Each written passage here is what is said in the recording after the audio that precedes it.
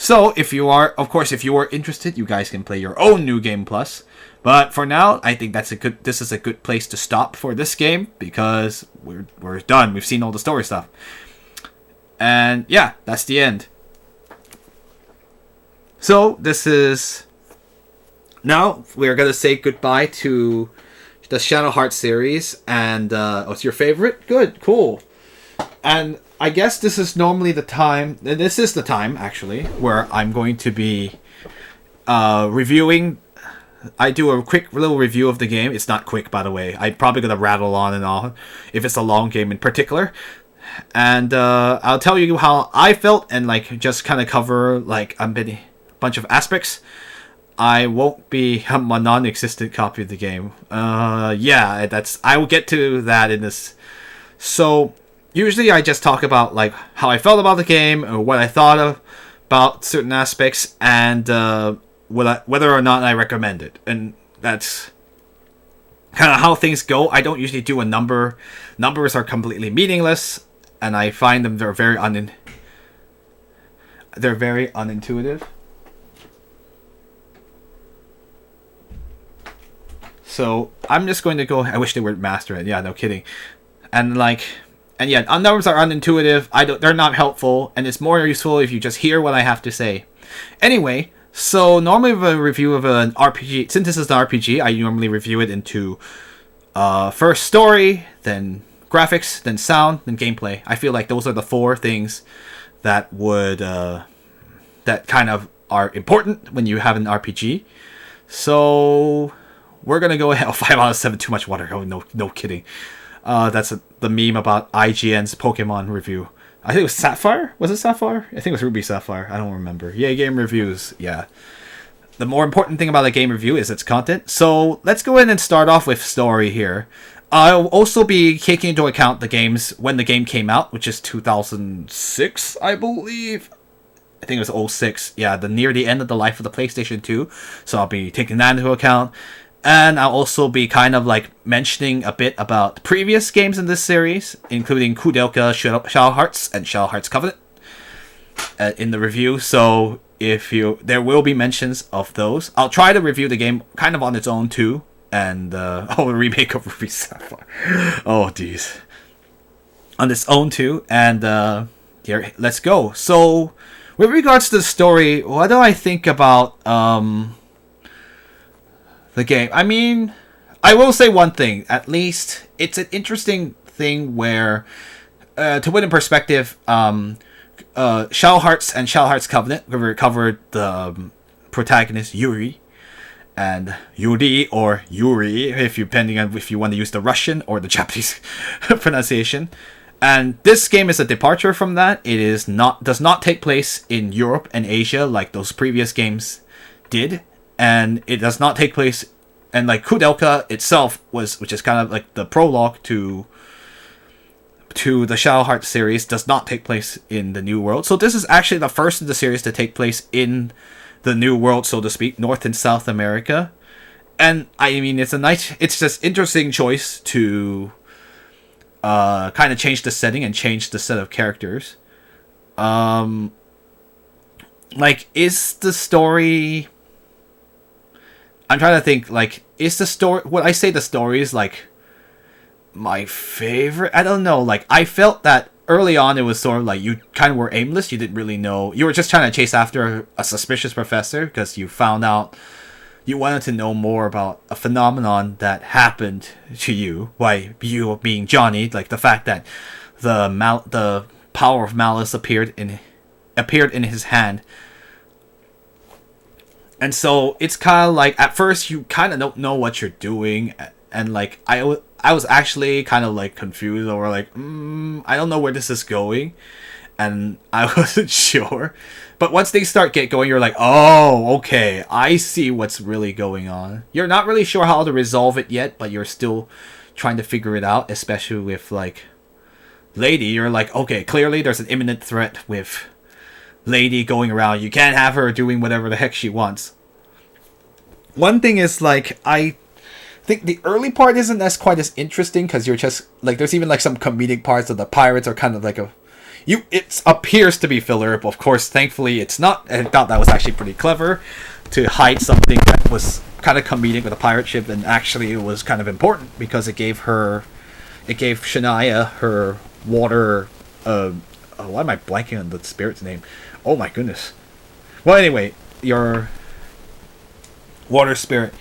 So, like, I feel like early on it was a little bit like uncertain, but like as things finally got going, kind of near the last ring. Thank you. Kind of got going, then it started getting really interesting because you're like, oh, like we're not like at first it was sort of like early. I feel like the first half is a bit slow. It's just more like, oh, go to a dungeon, get your butt kicked by a lady, go to a dungeon, don't get don't get catch up to her at all, and it's just like it kind of got a little bit like repetitive. But once you found out, oh, why does Johnny have powers, and you're like, oh, that's because. Then it's like, oh, then it's when it finally makes the connections to the previous game, and like building on the knowledge of what the previous obtained from the previous game about how they migrate manuscript. Then it's like, okay, now things kind of come together. So, I mean, could it have been faster? Probably. I mean, like maybe a couple of dungeons less, but I think it got a lot better, and also it helped that, yeah, I kind of like it's kind of like where Covenant was a stronger in the beginning, and then kind of, yeah, it like that twist near the end were just what the heck was going on that with the writing. It was just really, really strange. Whereas this game, like instead, like it's more of like, well, it's a little bit slow at first, and you're not really sure. And like it doesn't quite have the dramatic twist of Shadow Hearts 1. So like I don't know if it matches up to Shadow Hearts 1, where they kind of integrated a lot of history and together with the characters, and like the characters were much more involved in the plot. Whereas, well, minus Keith, but you know, the vampires are usually not extremely important to the plot anyway, it seems. Although, like, let me think. What am I thinking of? It's hard. There's a lot to unpack. Like, this is one of those things. Like, since the story is kind of over 4 games, I'm just kind of like going through it. Hilda's totally irrelevant, of course. Yeah, Hilda's irrelevant to the plot as well. But anyway, so like, Shadow Hearts 1, what it did right was kind of like integrate its characters to the plot, like Marguerite, Juzan, and like. Because they had, and like there was a history with Juzan and like Yuri's father, so it was kind of like really tied in. This game, maybe like, yeah, Hilda's kind of irrelevant. Ricardo, he's kind of just there too. I mean, his plot is kind of important at one point, and then it's sort of not as important later. Yeah, I know. Story relevant characters make me sad. Well, sometimes they're there for function, right? For RPGs, I'm a little bit more likely to... Oh, Rokuro. Well, should we be talking about Berseria here? I'm just kidding. Let me think. In this game, yeah, Hilda's irrelevant. And like, why am I blanking? But at least Nathan and Shania are quite relevant. Very relevant. Very, very relevant. Johnny's very, very relevant. Yeah, but I think, like, yeah, Ricardo's kind of irrelevant. Hilda's kind of irrelevant because they don't have a connection to Johnny, so that's kind of why it stops become. And Frank is quite irrelevant too. And I'm gonna get to combat later. I'm just talking about story in this particular case. Yeah, that's pretty much it. Yeah, Frank's irrelevant. Yeah, Ricardo wants revenge because, like Shania, but that's about it, really. He doesn't really have a connection to you personally, like the main characters personally, which kind of lowers his relevance in the plot. And neither does Frank, nor does Hilda. Definitely not Hilda. And it is nice though that they had a few Chosbacks. They had the shop owner from Covenant, and Boogle, and like, and Boygan. That was a new gun, and I was just like, oh, that's so cool. They had a little bit of a connection to Shadowheart's Covenant, and why am I blanking on the? I know I'm kind of where am I going with this, but yeah, I feel like the cast could have been integrated better. Covenant had that same problem too. Mao, yeah, I almost forgot about Mao, because Mao's irrelevant too. Only relevant. No, she's not relevant at all. She's only relevant in the sense that she helps you in Chicago, but yeah. Lucia was like completely irrelevant. Yeah, it's true. So Covenant and From the New World kind of have a very similar problem where they're kind of where a lot of the characters are irrelevant to the plot. Karen was kind of messy writing. Really, she was relevant, sorta. But anyway, sorry, I'm not going to talk about Covenant. I've already talked about this before. But yeah, From the New Worlds kind of has a similar problem where like half the characters are irrelevant and they're not integrated very well, which is a little bit unfortunate. And like, let me think. Anyway, we're not going to talk about Karen. That's from back in Covenant. I already covered that in the last review. So,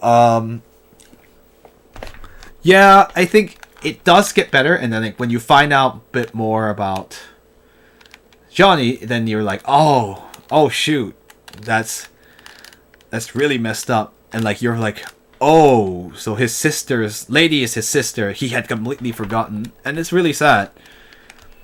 I think it's kind of interesting where I don't know if the plot is as complicated as like Shadowhearts 1 was. I mean, I'm trying to remember.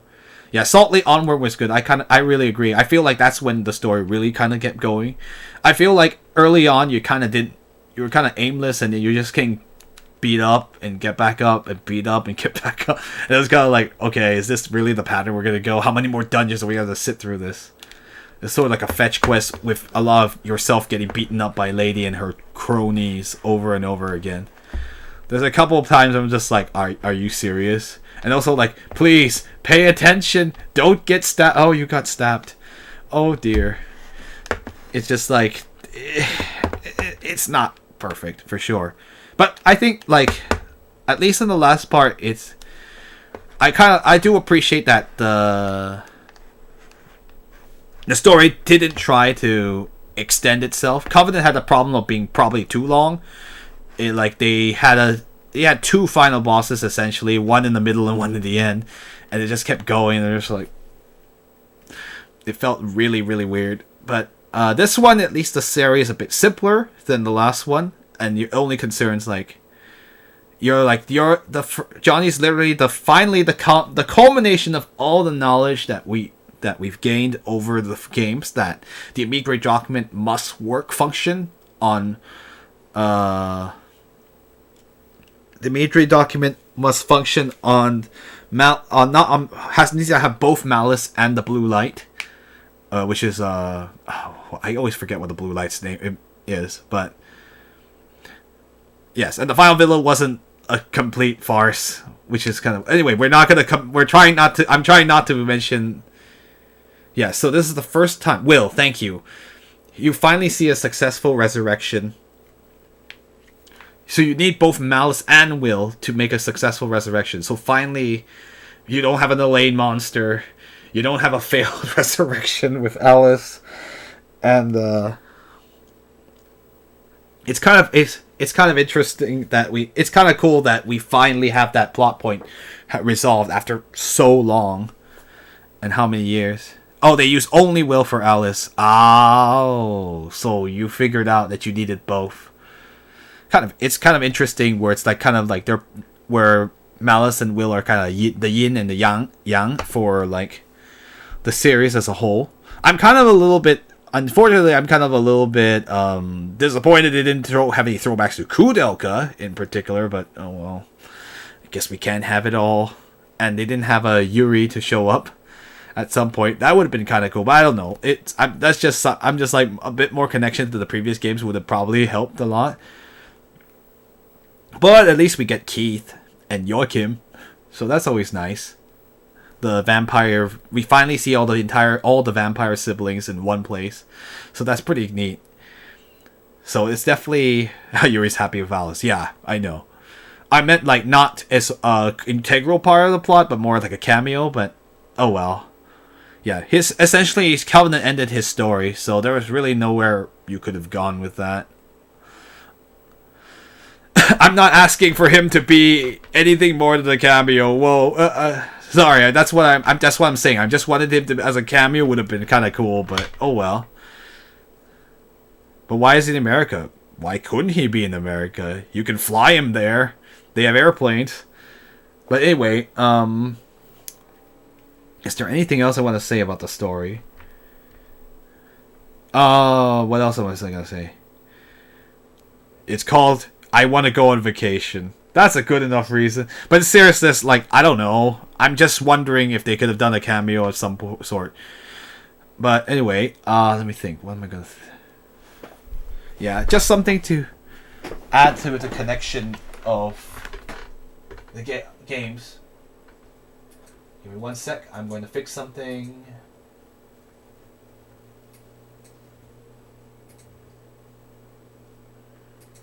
There you go. Okay, I fixed that. But anyway, what was I gonna say again? I lost my train. Okay. Did I like the twist?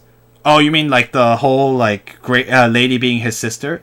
Well, it certainly added to the gravity of the situation. It's like, well, this entity who you've been fighting the whole time is actually the remains of your sister. And I know they talked about what happened a couple of times in oh yeah, Lenny, of course. What Nikolai did at the tower when they released all the malice in the world. So that was okay. That was nice. They actually made a little tie into that. I'm also saying like they could have tied it even more. I'm just I'm just saying that you could do more, and it's totally fine. You don't have like they didn't do it. It's okay. It's not It's just something I was thinking of. I was just thinking not more fan service. Well, there's plenty of fan service in this game. But like, yeah, just something that why am I blanking? Anyway, I also don't want to drag this out because like this doesn't have it. This is irrelevant to. I'm just trying to say like what I like some thoughts about it. Anything else I want to think about? And once again, the best ending is always the best ending is always the good ending. Hopefully that stays canon. I mean, it might as well be because it seems like that's the case for every good ending for Shadow Hearts. Yeah, I'm just like let me think. Yeah, I just don't want to argue. I'm just like it's not a big deal. Like I'm not saying it would pull the game down a ton. It's just something that would have been nice. But anyway, what am I think? I also need to focus. So, the good endings have always been canon. So I'm pretty sure it's the canon too. Feels like you did not go through all that trouble to do for it not to be. What am I thinking again? So ultimately, it's like the story is actually quite simple. So, yeah, that's kind of neat. That's cool. Except Kudelka. Kudelka is a different. This is a different story. I just remembered. The first game was bad and good ending canon, technically. But anyway, let's see. But yeah, so the story is not quite as good as the first one in terms of integration of multiple parts, but it's a simple enough, and that kind of makes it better than Covenant by default, just because it's actually things actually made a logical progression. Who would have thought? It's not the best one in the series for me personally. Like it. But anyway, is there anything else I wanted to say? I guess, like, to put it, did I like the characters? No, but in seriousness, like what do I think of the characters? I mean, ultimately, it's the same thing where, like, they're cool, but some of them are kind of irrelevant. It's kind of unfortunate. It is nice that we got to know them. Like, well, Hilda is kind of very self-explanatory. Ricardo's story was kind of good to kind of, like, tie in, like, just why the stakes were so important and just what happened, what would happen if you were like to be infected with malice. So, and like just the aftermath of that.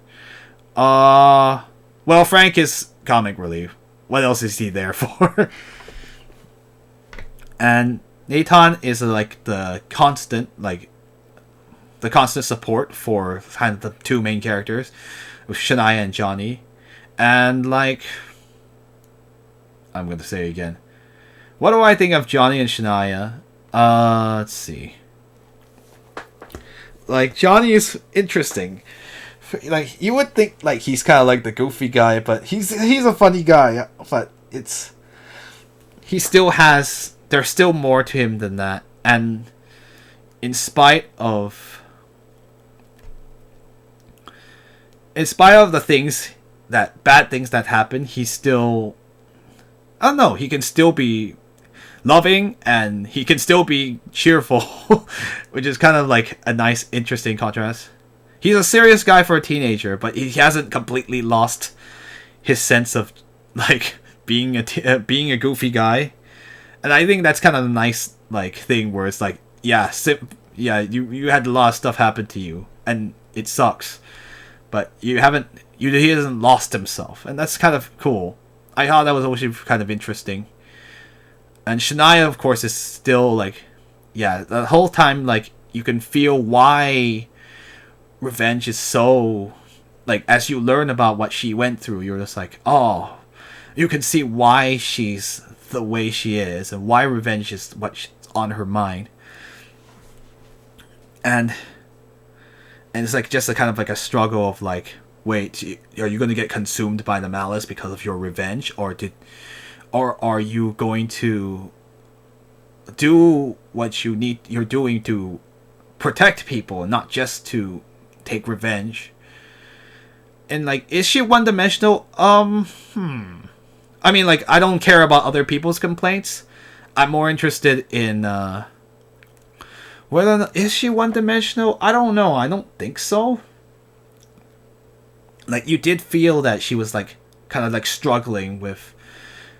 And now when she got the curse, so of course she was even more like, she was understandably more like eager and more willing to hurry, and like that's totally fine, and like it makes sense. And of course, like, does it suck that like you're afraid that she'll lose sight of herself and lose sight of her goal by and do irrational things because she's focused on revenge? Of course you are. But, like, you know, when you get a chance, you're like, oh, now I see why she was in a rush. Now I see why, just how traumatic that event was for her. And so, like, that's actually kind of interesting for me, personally. And even though she's, like, not the most expressive, she's nice enough, but she's not, like, she's not like the most outgoing, but she has things to say, and it's kind of it's kind of interesting character, kind of a contrast between like how the previous female characters have been, and like the main female characters have been. So anyway, oh yeah, she does cheat. Oh yeah, she does. But it's like mostly, yeah, it's mostly because that's kind of her part of her relationship with Johnny. Though I feel like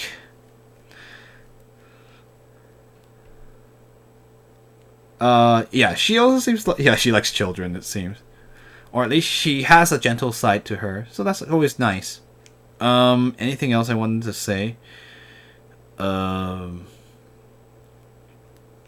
yeah, I don't want to harp on this story point too long. I will just say, like, roughly, I could talk. I mean, like, we could talk 3 hours about characters if we really wanted to, but I'm gonna just like say for you guys who are not like, for people who are playing this game, I would recommend that. Yeah, the story kind of, you don't need to know what happened in the previous games, but that's kind of, it probably recommended to have played the previous games first. And is the story good? There are some pacing issues, but like I don't think it's bad enough that it's what pulled down the game too much. Maybe only at 1 or 2 points, and that would be that is just something to consider. Anyway, so let me think about this. So normally I go to graphics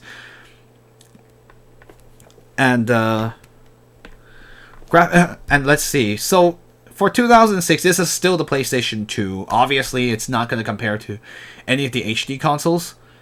So, but it's nice enough. Is there some repeated NPCs? Of course, sure there is, and some of it's just related to the computational power of the PS2. It's just some of the animations from the NPCs are a little strange, but like the enemies animate pretty well. Like I haven't seen too much to kind of throw me out of the experience.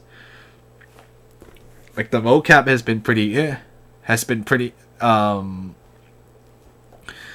it been kind of like, it's totally fine with how the game looks, and like the game looks pretty good for a PS2 game. Like, is it the best I've seen the PS2? Perhaps not, but it's like, it looks nice enough that like you're not feeling like it's an eyesore. Like, you know how like PS1 games, they were like the early days of 3D, but like this game, it definitely looks like they've had time to optimize and to make the game look nice. So for a PS2 game, it actually looks pretty good, and I don't think it's like an eyesore at all. If only they had Square, but well, if only many people had Square's budget. This is not even a complete unique to Shadow Hearts. Especially since they're building off the engine from Covenant and 1, most likely, very likely, given the fact that there are some asset reuse. Sorry, when I say that, I mean like there are some monsters that are reused from previous games. There's a few throwbacks to like previous games. I'm like, oh, that's that monster from before. Nice. And for like the dungeons, like they look. For the most part, I haven't seen anything like a ton of pop in. Like, it's actually pretty competently like stitched together. So like there isn't like, oh, I'm totally like this camera angle is killing me, which is no penis monster. No, there's no penis monster. That's unfortunate. I completely forgot about that monster. It's been so long since I last saw it. Let me think. What was I gonna say again? It's definitely like the game has. Yeah, the graphics are like the. I lost my train of thought. Give me 1 sec. But yeah, it's definitely like they've definitely done a good job of making sure that things look pretty on point. There's only a couple of times with the camera where it kind of like because it's a fixed camera, so it kind of clips in, clips out when you get to a certain areas, and that's a little distracting. But I will say it's better than it was in Covenant, where that happened a lot, and it kind of like, oh, that's kind of dizzying, where the camera angle would just suddenly flip, and you wouldn't be able to see. You'd be like, whoa, that's kind of jarring, and you have trouble like walking properly. Shadow Hearts 1 was also pretty bad about that too, from what I remember. So it looks like they've taken that and they've kind of fixed it. They made it like, it's actually pretty smooth. There's only a couple of times where it's like, oh, that's a little bit jarring, but it's never bad enough that it took me out of the game. So you probably never noticed I didn't complain much about it. It's just something I noticed, but isn't it great when it's not a big problem? Then I won't talk about it because it's really cool. Because they did a great job. I'm surprised you know that. Oh, don't worry. I'm always analyzing every game as I play them. That's kind of like my thing. Oh, thanks. It's like the fixed camera is really helpful, and they did a really good job of keeping it so that you can see most of the areas. I think they've done a better job of that since the earlier games in the series. What else do I want to say? And like the models look like the NPCs don't look great, but it's I can tell they kind of cut corners on those because obviously you wouldn't spend all your budget on NPCs you only see once and twice. So the NPCs definitely have the worst animations in the game, but the characters for the most part have a pretty cool, have nice animations, are memorable, especially like Frank's running cycle. They did a great job of like giving the characters, well, character as they ran across. And like the battle animations are really cool to like, so you feel like the characters all have their own kind of personalities on the battlefield, and that's always really nice. Shadow Hearts has always done that, and it certainly continues on in this game as well. And the battle models look pretty good too. There's and like given the limitations, they couldn't put like really elaborate facial expressions like they do on games nowadays, but it gets the job done. What else do I want to say again about graphics? And also, the nice thing is that for the most part, they made things kind of obvious to get to.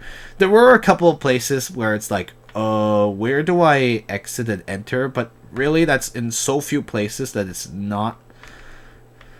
It's ironically mostly in towns where you're like, does this go to the next area? Oh, I just went out of the town. Oops. Like, in particular, the like near Area 51, that place is a little bit weird about how to get to progress to the next area. Maybe they could have brought the stuff from like the map icons for the Final Fantasy games, which would probably have helped, but I don't know. I guess they didn't want to implement it.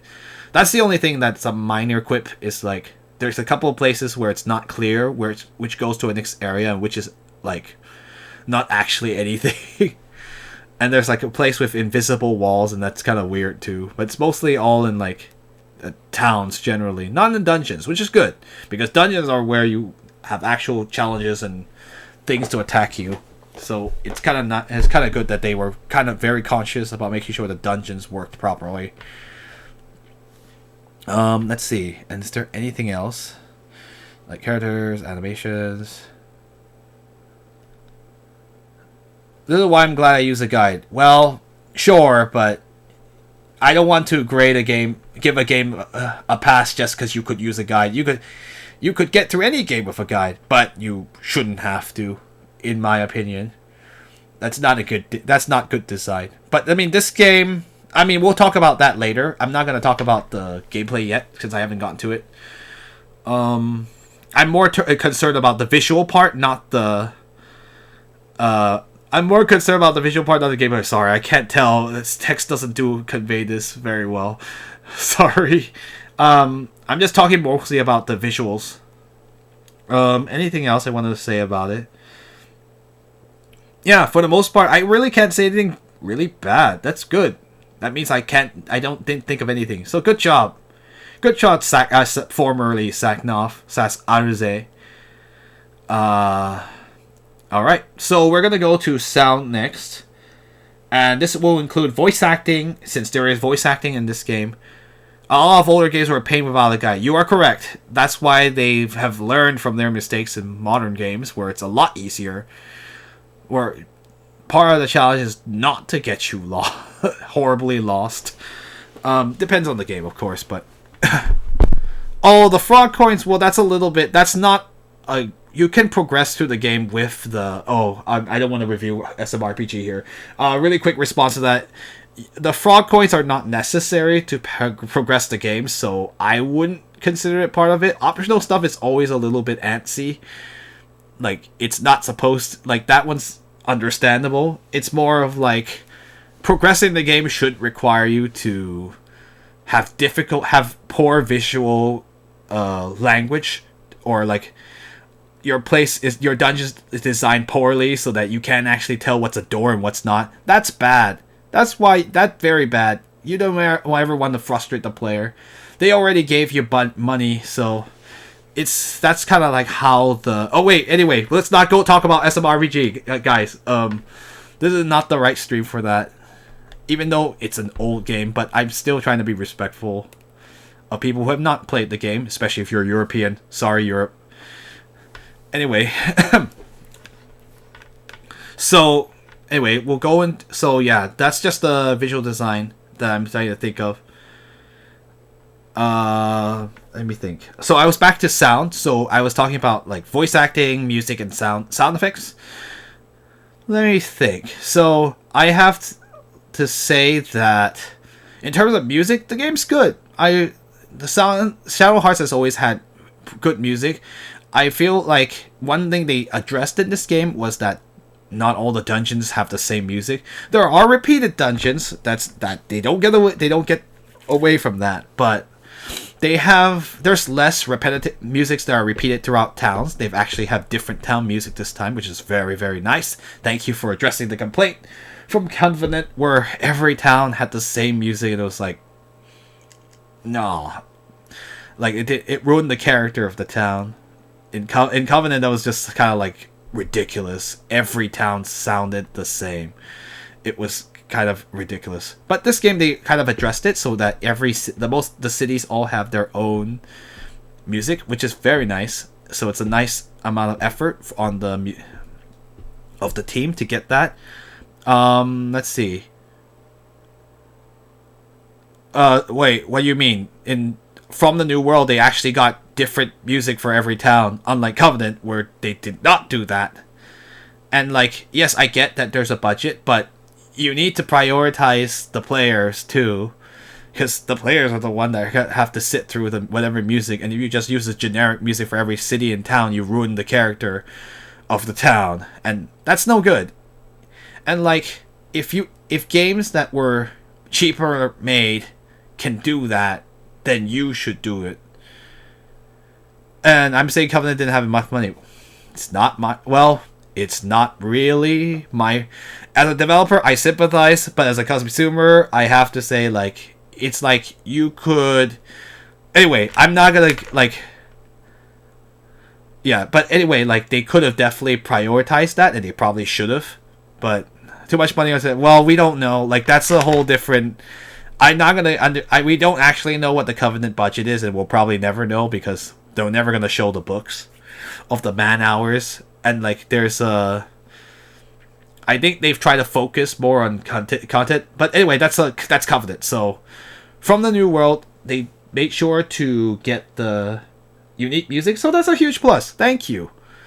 Thank you, From the New World. Good job. And I agree. Like, is the music better? Yeah, I think so. I think that From the New World is better did better in terms of music choices, and I enjoyed like how they brought in some instrument, like the feel of like the native tribes into native music into the soundtrack in general. And like, I enjoyed that they had two battle themes for two areas once again, as they did like in Covenant, where they had two battle themes for different areas. Ricardo, yeah, Ricardo's whole every special move had its own theme. Good job, thank you. I love this music. It's like a reprieve during battle. So I think in the music department, the game is definitely an upgrade above the previous game. In my opinion, is it quite the RPG great soundtracks? I don't know if I would say that, but like, I'm definitely not gonna say it's bad for sure. It's definitely not bad. It's definitely good. I like it. Fits the game, and I don't think there's any time I really cringed, or like there's any like tracks I'm like, oh, this is really off-putting, or it's like ill-fitting for the situation. So I think for the type of game, what they wanted to do, I think they did a good job. In terms of sound effects, I think I missed the ooh because it was funny. I know we can't do the ooh memes anymore, in Shadow Hearts 1. The sound effects are good. I don't really have too much. Like, I'm not a sound expert or a sound, but I think the sound design's good. The beating the enemies definitely sounded like you were hitting the enemies, and like I think they had different footsteps per character. I'm not really sure. I should have paid attention. It's kind of not hard to, because most of the time you control Johnny, so But I appreciate like the even in the dungeons you could hear the sound effects. So good job. Good. I don't think I have anything bad to say about the sound effects. They had different. Yeah, I think they had different footsteps. That's nice. Good attention to detail as well. What am I gonna say again? So, like she has like the cloppy, yeah, the heels, yeah, the really impractical heels. In terms of voice acting, so this one's kind of interesting. Where I appreciate what they did. They kind of bring in like, if you've noticed, like they actually tried to like what happened in Covenant was that everyone lost their accents, and it was super strange, because the English voice acting for Shadow Hearts has kind of been a roller coaster, to be perfectly honest. Kudelka was, oh boy, that was interesting for sure. And given that the era was made, I'm like, it's kind of unfortunately, it's not even the worst of its era, by the way. That may sound bad by our standards now, but back then that would be like, this is actually kind of okay. But Shadow Hearts 1, they brought in like accents for the characters, and they kind of gave them a lot of color. Like it helped. You were like, oh, these are people from what from certain places. Of course, with Asia, they were a little bit. They kind of tiptoed around that. They were like, no, okay, we can't give the Asian characters accents. Like, but Shadow Hearts 1 didn't have as much voice acting, so and then Covenant, they had more voice acting, but everybody had the same accent. And it was kind of weird. They kind of stepped backwards, so it's just kind of odd that they didn't keep the accents. And it's like really, really strange when you think about it. Yeah. Alice had, actually she was Welsh. Alice had a Welsh accent. It was pretty cool. I was like, it's a Welsh accent! Oh my gosh! Not an English one, a Welsh one. I was like, oh snap, good job. Hold on, let me check something. Oh no, nothing. Anyway, sorry, I thought someone was messaging me. Let's see. Anyway, so in Covenant they didn't really give accents, which is kind of unfortunate, especially since they regressed some existing characters into not having accents. It was very strange, but thankfully From the New World brought back accents. So we had the Latin accent for Ricardo, and Shania. They're American, Native American. That's cool. So that that was good. I was like, okay, yeah, they would not change their accents. That would not. They would speak with U.S. accents. So good job to them. For the Native American characters. Frank's accent is still. I have no idea. I guess he's Brazilian. I don't know. It's kind of funny. He has a funny accent. But at least I'm glad they brought the accent, so it seems more like. Yeah, but Native Americans sound just like us. Really, they don't. That's just the way he speaks. And Frank's Brazilian, from what I remember. He's like Brazilian. It's kind of funny. It's a very funny accent. Good job. Johnny, obviously, New York. He has the regular U.S. accent. Anything I can think of. What was I gonna say again? But yeah, I feel like for the most part, the voice acting in this game is good. Is like the accents are nice, and for the most part, the game's voice acting is good. There's one or two. Yeah, Hilda didn't really have an accent. She's just kind of. There was a slight one, but it's so minuscule that you can't really tell half the time. I'm blanking here. Ah, yes. So I was gonna say that the voice acting for the most part in the game is pretty good. There's maybe one or two lines that are a little flat, but I don't think it's enough to like, oh, the voice acting's terrible, or like, oh, the voice direction is terrible. I didn't feel that way, and I definitely think it's competently voiced, especially since it's 06 at this point. Like, English voice acting certainly got a lot better for Japanese games. So yeah, I didn't have any problems with it, and I was able to actually enjoy the game, which is very nice, and that's good. That means like that's the show of like the year it came out, the 06, and how far we've progressed since Kudelka. Oh man, Kudelka. That was fun, but oh man. Anyway, I think that's all I really have to say about the sound part of it. Alright, here we go. We're gonna go into my favorite part. Gameplay. It's not my favorite part. I'm just saying this is a very important part of any RPG. And like, if you're... wonder what Mouse Cat Touch music is a reference to. That's a good question. I don't really know. And Mouse accent, well, you know, it's... she's a cat. She doesn't have to obey any rules of accents. I'm not sure either. I think it's pretty cool that... yeah, I still don't know what it's the reference to. Anyway...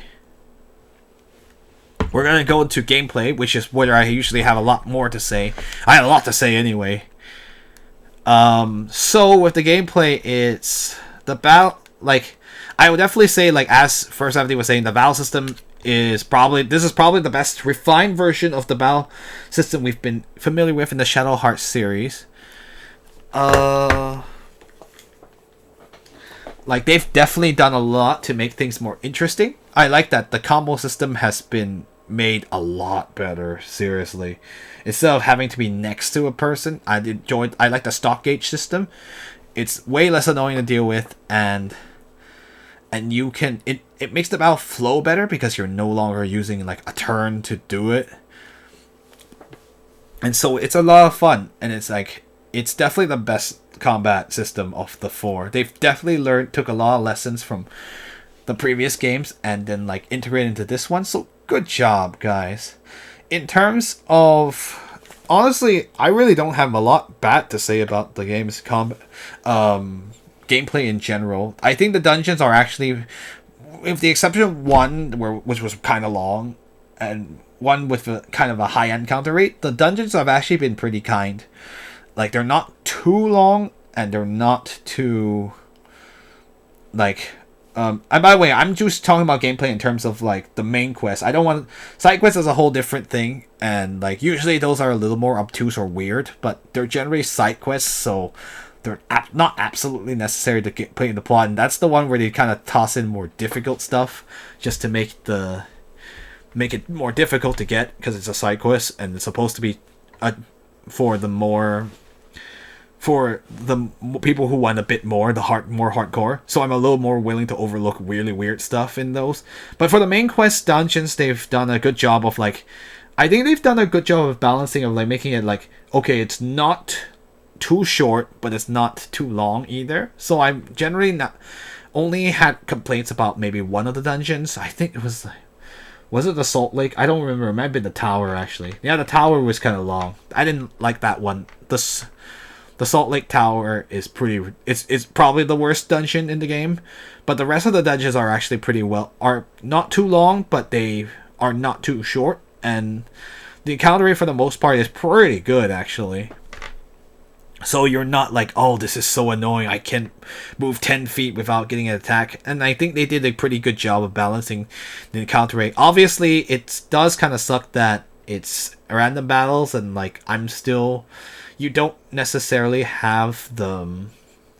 Unlike modern day, where now some games have actually managed to make random battles, like, give you more time to prep. So they like actually say like, hey, you're probably going to run to a battle very soon. You should probably do this. Or like, you can turn off the battle rate, and like, I mean, that's all modern conveniences from modern games, so I can't... So we're kind of before that era of gaming, but for the most part, they've made the rates not too bad. So even if you don't have full control about the battle, how much often random battles happen, at least it's not too frequent, as far as I remember. The other thing is that the map system is pretty much the same. I don't have anything really to say about it. It's pretty much the same as like the previous games. Anything else? Was there anything? So travel's not really an issue. Would it have been nice to have warp points in dungeon. I think that's probably one of the maybe the things minor things I have a kind of a complaint about. So like when you're doing one of the times that it could happen is like you need to go back into a dungeon again to get to the final boss. Sorry, not the final boss, the boss of the dungeon. And sometimes you need to get something from out of there, so you get there and you're like, ah, crap, I have to walk all the way back. And instead of like, I feel like perhaps they could have had waypoints in dungeon. They did a good job of making sure that that you could travel very easily in the world map, but in dungeon travel is a little bit lacking. So ultimately we kind of had to waste our time by set the demon ward up so you don't get run into encounters, set everything up so you don't have walk there, run from every battle, so you kind of wasted time. Is it a lot of time you're wasting? Kinda, maybe, depends on how often you fight. But it was just kind of like they could have had waypoints, because honestly, it's not really a challenge anymore. You've already beaten the dungeon. You're just trying to get something, and they just kind of put it in a really inconvenient spot. So even with the items, it would have still been better. The dungeon boss is the final boss of the dungeon itself, huh? Yeah, I guess. But like, it could have made things a little more convenient, because ultimately you're just there for one item and you don't really want to do all those fighting. You're just probably most likely, if you're just trying to cut down time wasted in the dungeon you've already been to that has enemies that are already too weak for you, you don't want to be spending it there when you could have totally been fighting elsewhere and gaining better experience. So that's just a minor quip thing. You can mitigate it with demon ward and like items and running away, but still and the other thing that kind of sucks is that there's no dedicated escape skill, like a skill that guarantees an escape. That would have been kind of nice. Some RPGs have it, and like it would have been nice to have maybe a character so you just spend some MP to run away, guaranteed. It's not a big deal because running away isn't that hard, but it's still just something to consider. Anything else? And also, this is probably the nicest final boss dungeon I've seen in the series. There's not actually, like, there's a couple of mini bosses and that's about it, really. I think there's like 4 in total and 1 boss. I'm like, wow, and like, I guess there's the boss in the front, but you can easily in before the first boss. You go through a couple of mini bosses and then fight the second boss, which is Gilbert. And like, it's really not that long. I was actually like kind of surprised that it wasn't long at all. And it was probably the nicest final boss dungeon I've ever played in the series for sure. So I was kind of pleasantly surprised, and I'm glad it wasn't a huge final slog, which final dungeons kind of tend to be, because game makers just like, we gotta make it the hardest dungeon. Let's just make it so it'll take 50 million supplies to get through. And like, oh, really? And the worst part is like in dungeon travel in some games with long dungeons is terrible. So you're like, I need to do something. I forgot to get some ultimate weapon. Welp, I gotta walk back down again. That's gonna take me a long time, and no player wants to do that. Really, it's such a pain in the butt. But at least this dungeon wasn't long enough that was an issue, so good job. Mitigating what could have potentially been a far worse problem with by making the dungeon not that hard. So the challenge came from the final boss itself rather than the dungeon. Obviously, the dungeon has some of the toughest monsters in the game, but it's not a big deal, in my opinion. Like, and there's ways to fight them too. Eventually, you'll get strong enough. Anything else that I want to think of? The controls are not too bad. Don't have anything to say about the controls. They work pretty well. The ring system is always the highlight of the game. As I was saying, like in the previous games of the series, it's kind of nice where you actually have to pay attention to each battle. Did you notice I really couldn't talk much during some battles? Because, I mean, it's kind of like you have to concentrate to get the maximum amount of mileage out of your attack. So you have to do the ring, or else you'll just miss if in the regular mode. I haven't played the game on the other easier modes, so I have no idea if the game is easier because of that, or if you have to grind more. You probably have to grind more. So at least you get different ways to play, so you're not, I guess, gated out of the game just because you don't have the reflexes.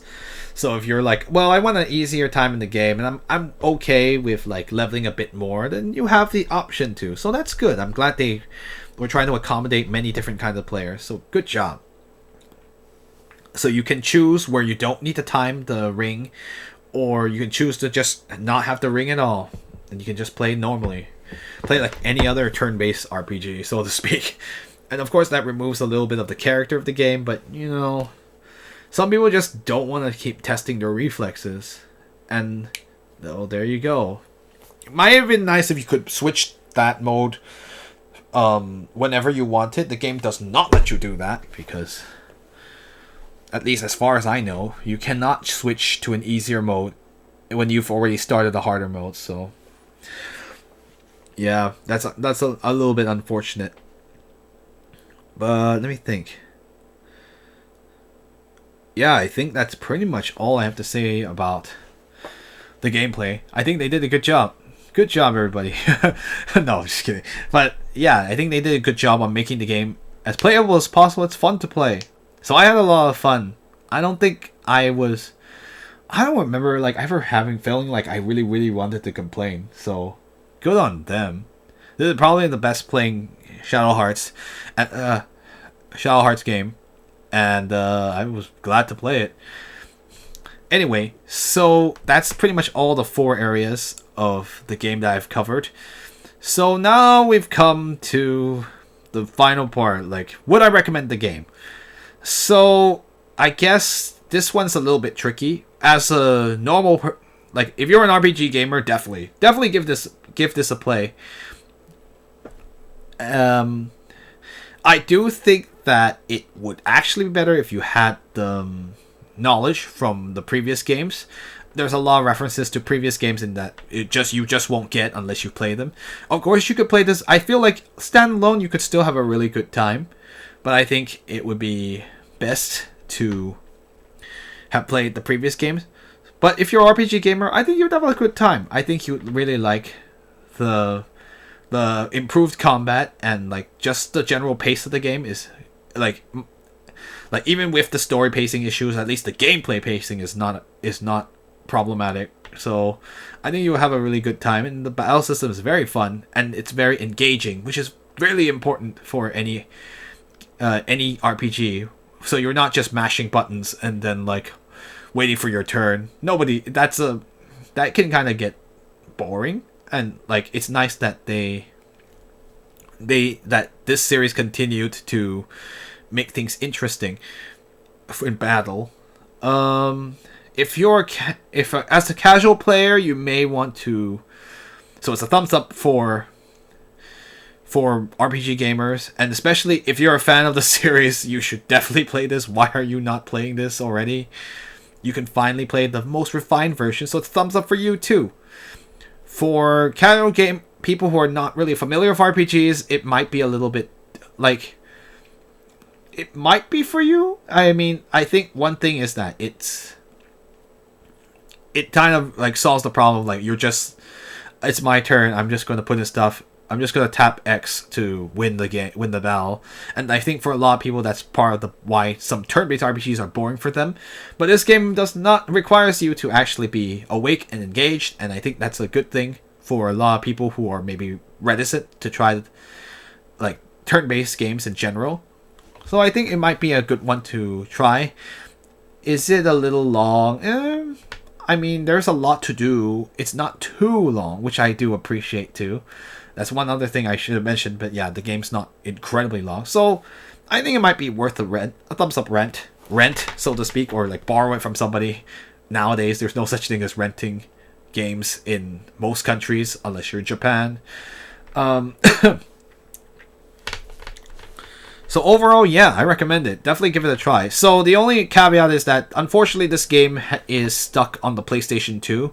As far as I know, there's no digital way of playing it, so it may be a bit difficult to find. I'm so sorry.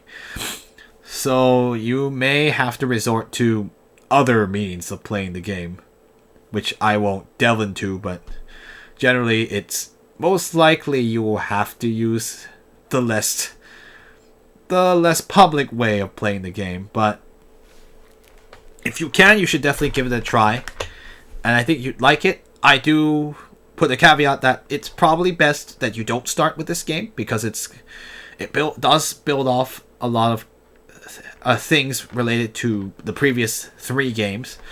So if you have access to them, you should probably play those first. It may be difficult to get Kudelka. Honestly, Shadow Hearts 1 might be easier to find, so that's just the way to go. And I do think it's a darn shame that the game is so difficult to find these days, and like it's difficult to get a way to play it without resorting to other ways. But if you can, you should, and hopefully someday someone will be able to re-release the games for a new audience, because it's a shame to see that these games, to see an interesting series not be able to get into the hands of more people.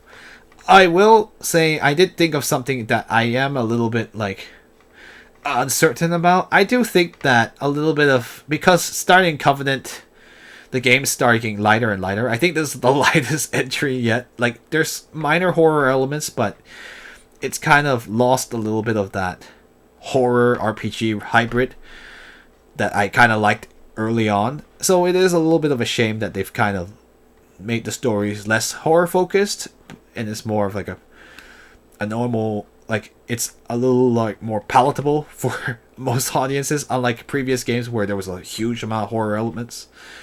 And it is a little bit of a shame about that, but I don't think that should stop you from playing the game. It's just something I wanted to point out, that I am a little sad about, that the horror elements are definitely very, almost like non-existent at this point.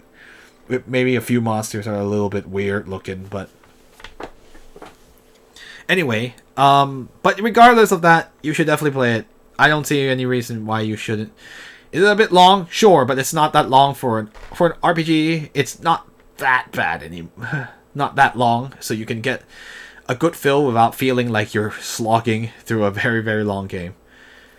So yeah, I guess that's pretty much the end of my playthrough and my review.